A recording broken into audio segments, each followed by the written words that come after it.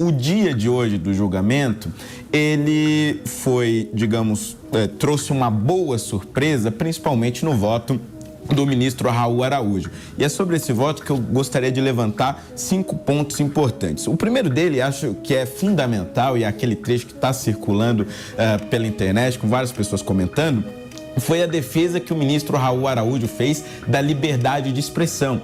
E ele diz ali de forma muito clara e sucinta, e acho que é essencial que isso seja dito em uma corte superior do nosso país, principalmente a corte eleitoral.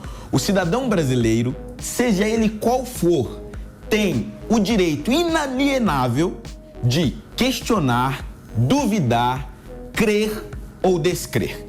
Isto é fundamental que seja dito e foi muito importante que fosse dito por um ministro do TSE, porque infelizmente o que a gente vinha vendo ao longo dos últimos meses, ao longo dos últimos anos, era cada vez mais ministros propondo uma restrição à liberdade de expressão e a liberdade ao livre e a liberdade do debate. O segundo ponto foi o seguinte: o ministro levantou um ponto fundamental e acho que será questionado no STF pela defesa de Bolsonaro, que é a questão do seu direito à ampla defesa e ao contraditório.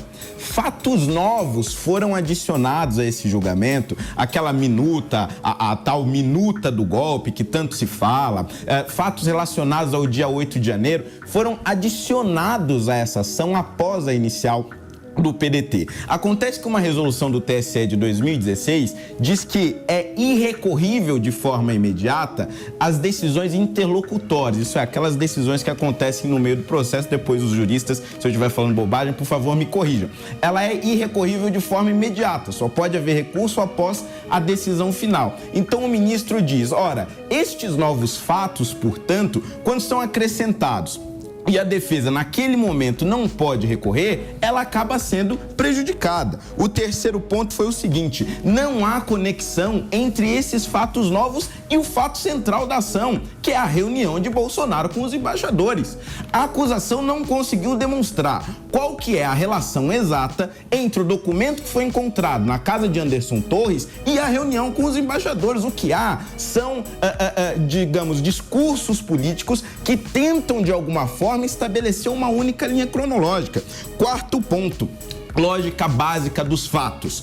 O que Bolsonaro está sendo acusado é de abusar do seu poder para, de alguma forma, tentar influenciar no resultado das eleições. A tal da minuta e os fatos do dia 8 de janeiro e todos os outros fatos adicionados após a inicial aconteceram depois da eleição. Como poderiam esses fatos ter influenciado o resultado que já estava dado? E, por fim, o último ponto: a inelegibilidade como uma punição desproporcional. Que se fale em propaganda irregular, que se fale em momento inadequado para aquele tipo de debate que o presidente da República propôs. Mas a inelegibilidade, considerando o fato isolado da reunião com os embaixadores, é absolutamente desproporcional enquanto punição. E uns 2 pontinhos aqui bem rápidos para levar em consideração nos votos seguintes, tanto do ministro Floriano quanto do ministro André Tavares. Os dois não só foram nomeados há poucas semanas por Lula, como